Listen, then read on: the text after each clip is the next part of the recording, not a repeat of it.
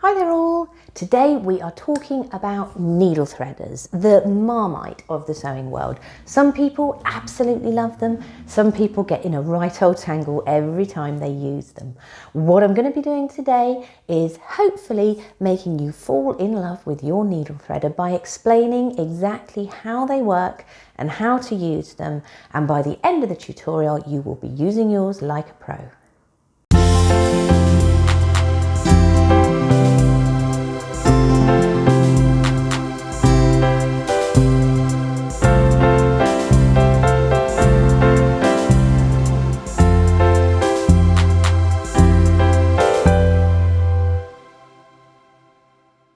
So I've got a couple of different needle threaders today on a couple of different makes of sewing machines, so hopefully they will cover, or at least roughly look like, what you have at home. We're going to have a little chat about exactly how those needle threaders work as well, because part of being able to use them properly is actually understanding exactly how they do their job. Now, the majority of them work by a tiny little hook going through the eye of the needle. There's a little mechanism to make sure you can run your thread across and catch the thread into the hook, and then as the hook pulls backwards, it will take the thread through the eye of the needle and bring a loop of thread towards the back of the needle for you. What you then need to do is make sure that the little hook unattaches itself from that loop of thread that you've brought through the needle and get hold of it either with your fingers or with a pin to bring the loop of thread through. And we're going to have a closer look at exactly how the threader brings the thread through the eye of the needle.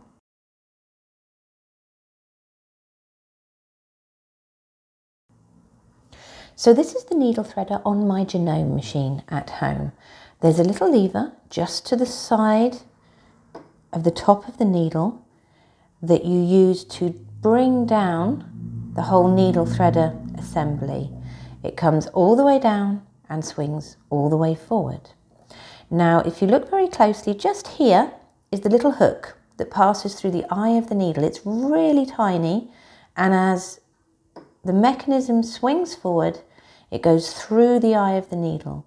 Now, if you've had trouble using your needle threader in the past, it's a good idea to just check that that hook is going through the eye of the needle and not passing to one side or the other. It's very easy, as those hooks are so tiny, for them to get bent and to no longer be passing through the eye of your needle. Once you've checked that, we take our thread and we pass it around the little hook on one side and then bring it down and up into the little catch that's next to the needle. Now, I'll show you a variation in a moment where that catch looks a little different, but they all work in the same general principle. I'm keeping quite a loose hold on the thread because I want the little hook to be able to pull the thread back through the eye of the needle. And the reason that I'm going down, then up, is to make sure that it catches on the little hook there. If I move it backwards and forwards, you can see it's caught on that little hook that's passing through the eye of the needle. I then very gently let the mechanism go backwards and it starts to raise up, and you can see it's brought a little loop of thread through the eye of the needle. I can then grab that with my other hand and gently pull it all the way through, and the needle is threaded.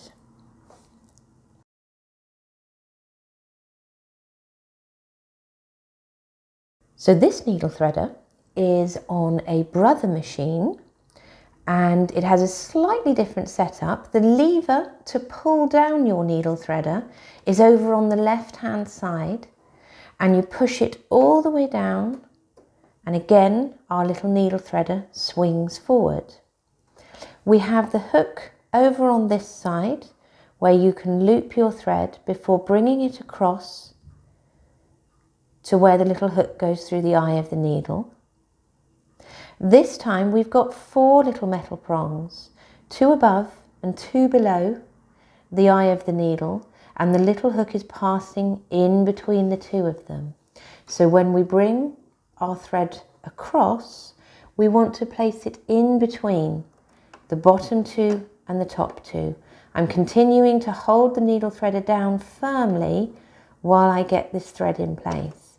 When I swing it forward, I can feel that it's caught in the little hook that's through the eye of the needle.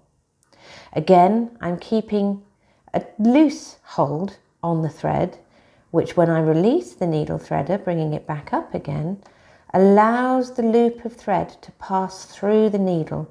If you have a very tight hold on the thread at this side, then your loop will not pass through as easily. I'm going to push this little loop across so you can see it clearly, and then I'll grab it with my other hand and pull it gently through the eye of the needle.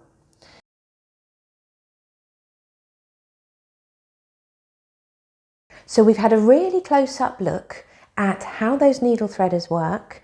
You've seen two different variations in action, and in terms of troubleshooting, just checking whether your little hook has been bent either to one side or other of the needle, so it's no longer passing through the eye of the needle.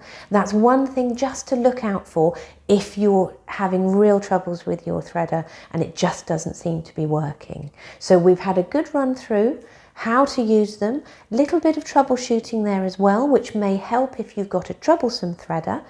But apart from that, it's a case of having a practice, persevering, and in no time at all, your needle threader will be working like a dream for you.